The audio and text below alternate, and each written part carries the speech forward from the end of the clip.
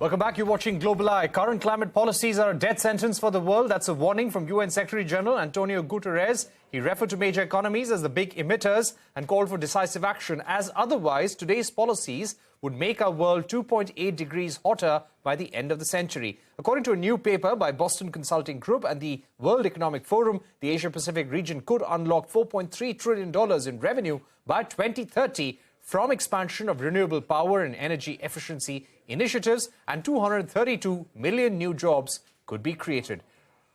Now, for World Earth Day, we discuss what could be some of the immediate focus areas for the Indian government to mitigate the impact of climate change and also the economic opportunity for the private sector. We are joined by Saurabh Kumar, India Head of Global Energy Alliance for People and Planet. Mr. Kumar, thank you very much for joining us. Let's begin with what's happening in India. We're seeing a strong heat wave, and the University of Cambridge, in its latest report, suggests that more than 90% of the country could be severely impacted by heat waves in the future. What do you think about India's fight against climate change, and what needs to be done now and immediately? For inviting me. Yes, we have been seeing this inclement weather, whether it is the floods or the storms. And it's not that the government of India is not doing anything. I think if you look at the policy statement, the ambitions that have been put out by the government, I think it is far more ambitious than any other developing country per se. But what needs to be done is basically look at those sectors which will see a lot of requirement for energy. And these are semi-urban, rural areas. How can we shift the action there to renewables rather than on fossil fuels? So a large part of our effort to support the government will be on basically adopting energy efficiency and also decarbonization of the rural sustainable development. And that's where our current focus is. The second area that needs immediate attention in terms of climate action is transport, electrification of transport. While railways is on track for decarbonization by 2030. I think the public transit area, getting to e-buses, two-wheelers and three-wheelers, and also more importantly, charging these vehicles using renewable energy are immediate steps that need to be taken. And I think every one of us in this area and also otherwise agree that this is a climate emergency and we have to act fast, we have to act at scale, and this is what our ambition as GR in India and also globally is.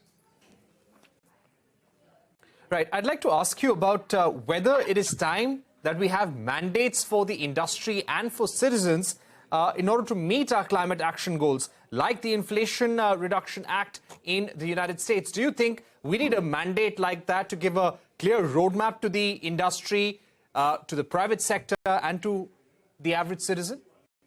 So, Parikshit, I think there needs to be a balance between them.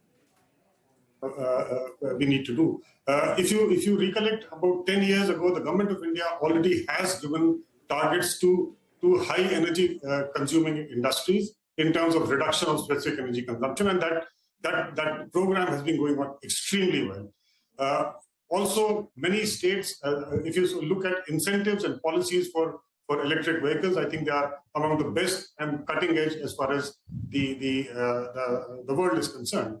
What is hopefully coming up, and we have seen action on the legislative side, is a domestic carbon market, and it will be a combination of targets plus incentives, because targets alone cannot mandates alone cannot do everything. We also need to incentivize. There is need to be a larger flow of climate finance into this area.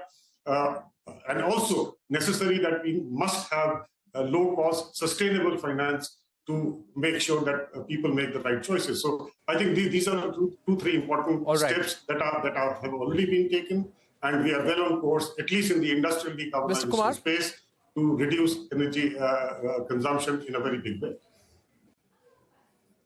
Mr. Kumar, my final question, and this would be, what can the average citizen do? Now, we're talking about World Earth Day.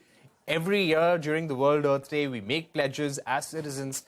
India is taking the Lifestyle for Environment mission across the country, and we may hear some announcements on that front as well.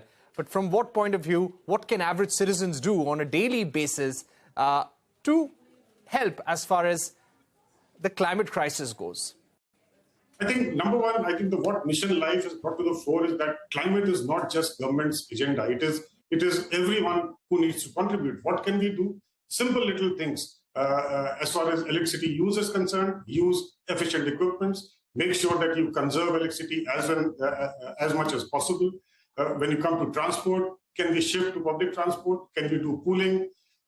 So the wasteful expenditure on electricity, on energy, needs to really come down very significantly. And that's where I think each one of us, not just the government, each one of us have a liability, responsibility to contribute to aversing the climate change impacts. And that's what I think the Mission Life very succinctly brings to the fore, the responsibility of a responsible citizen. Right. We've run out of time, but Mr. Kumar, thank you very much for joining us here on Global Eye on the occasion of World Earth Day with your recommendations. With that, it's a wrap on this edition of Global Eye. Thank you for watching. Goodbye.